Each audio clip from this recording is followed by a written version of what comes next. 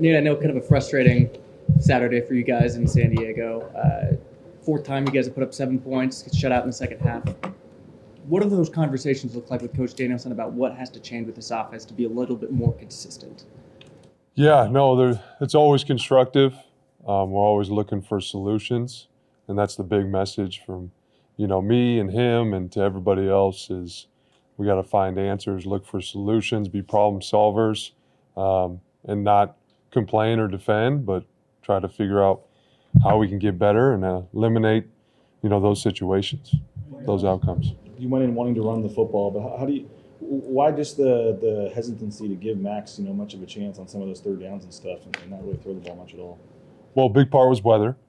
That was a big part of it throughout most of the game, but also that was part of the game plan too. Was to be able to run the ball, especially in certain situations like third down, and be smart and be calculated with when we throw it. But it changed based on conditions, situations. Obviously, looking back on it, you wish you would have done things differently, but that was kind of the game plan going in for multiple reasons. You guys are either scoring 7 points or 45 points. When things aren't going well, why do you think there's a struggle to change things in game? Yeah, no, great question. I think partly it's been turnover based. Now this past game it was not, which was good to see. We're doing a better job protecting the football. But in the past, that was a big issue, was turning the ball over in the second half. I think we need to do a better job. I need to do a better job, number one, as far as second half adjustments, going out and executing those, making sure if there's something in our process we can change, we can get that done during halftime and do a better job communicating it. There's a lot of solutions there. Again, that's to Coach Danielson's point to the first question is what can we do to help this? What are the solutions? What can we implement right now instead of saying, should have done better? So I guess you kind of touched it there. Is there anything that you can think of or you'd like to see that the coaches can do operationally? Yeah, there's things that we've already pinpointed as an offensive staff that we're going to do differently in our prep leading up to the game and then at halftime to help with how we respond in the second half. What those things are, I guess. Oh, those are between staff and myself. The types of plays you're calling too, in terms of you want to run the ball, but is there more you could do in terms of we didn't see any kind of two-back sets? Is there more you can do? We saw the pitch, I know, on 3rd and 3 to Sherrod. In terms of the types of running plays you're calling, do you think there could be a little more variety there? Or yeah, I think there's always, you want more variety, but I think, again, it's defensive-based, it's personnel-based, it's quarterback-based. There's a lot of things that go into play, also offensive line. I think we overall run a lot of schemes, but again, it's pinpointing what can we be the most successful at with the personnel that we have. Overall, within that game, I thought there were times that we did a really good job running the football.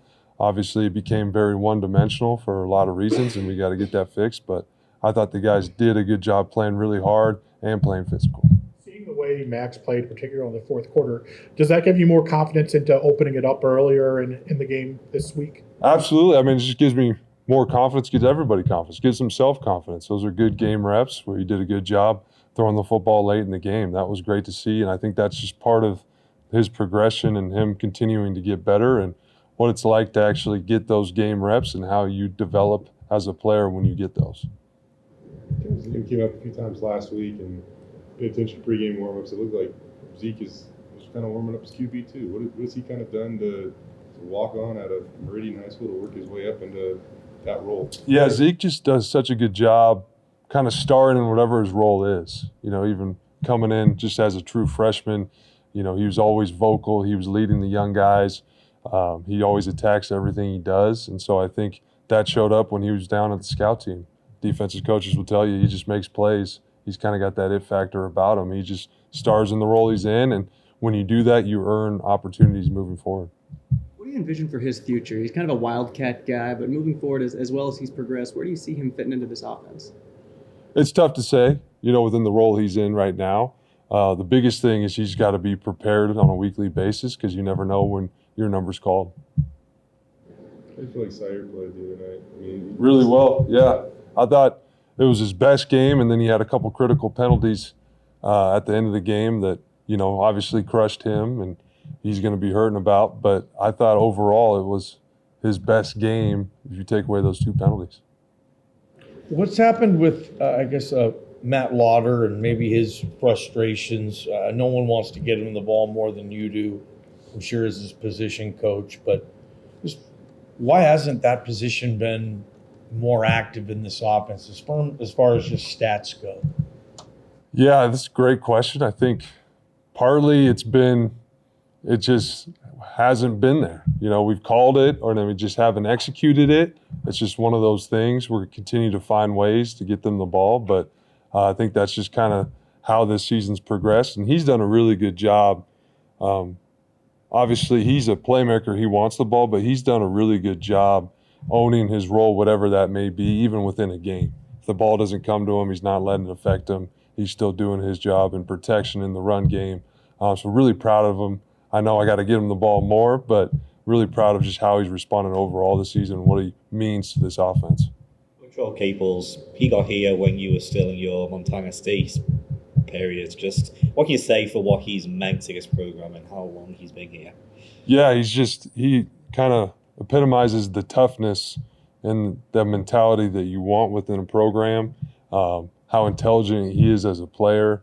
I mean, we ask him to do a lot of different things on special teams as well, and he just goes out and does it. He doesn't even think about it. He just goes and executes and does his job. So really proud of who he is as a person, but of course as a player too. How big of a leader has he been, especially in that wide receiver room? As obviously Ben is out, Chris has injury and stuff issues. Just what's he been like for that room? It's been huge for the room, but also for the team and for our offense.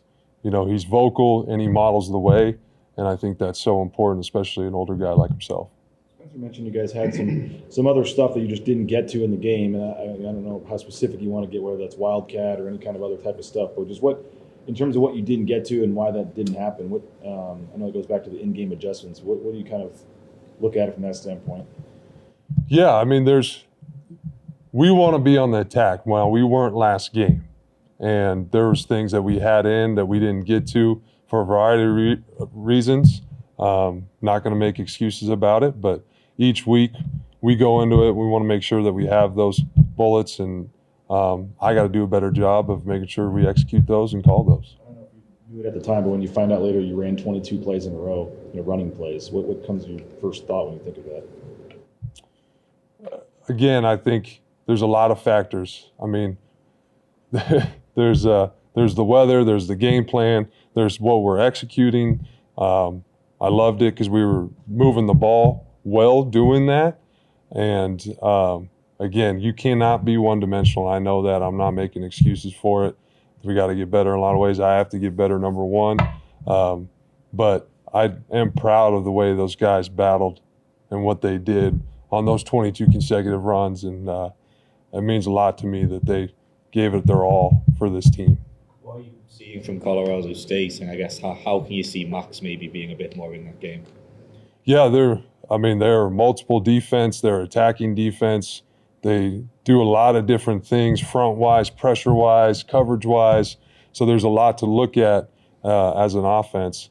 So there's great opportunity. I think we keep building on what Max did and how he's getting better, and there's a lot of opportunity for everybody to have an impact. What did you make of how he did? I mean, you didn't ask him to do a ton, but he obviously, in terms of how he managed the game and what he did out there, what did you think?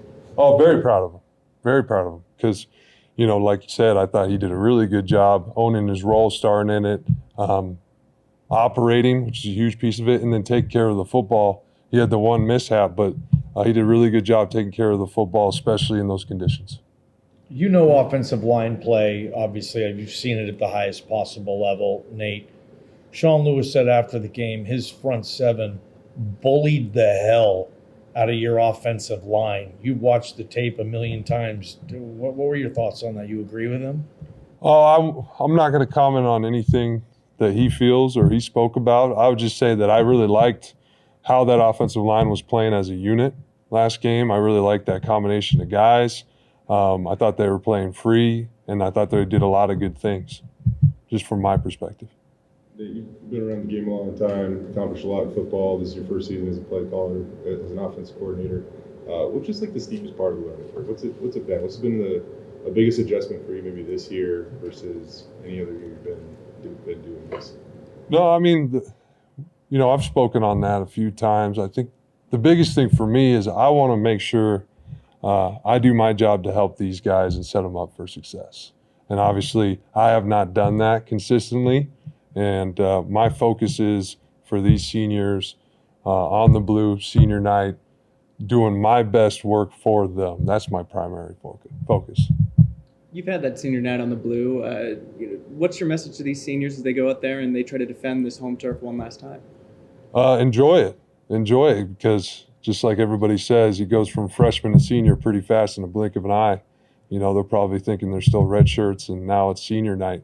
So it goes really fast. So just enjoying our fans, our atmosphere, and your teammates, and going out and kind of leaving it all in the blue. Any more? Anything else? Cool. Thank you guys. Thanks.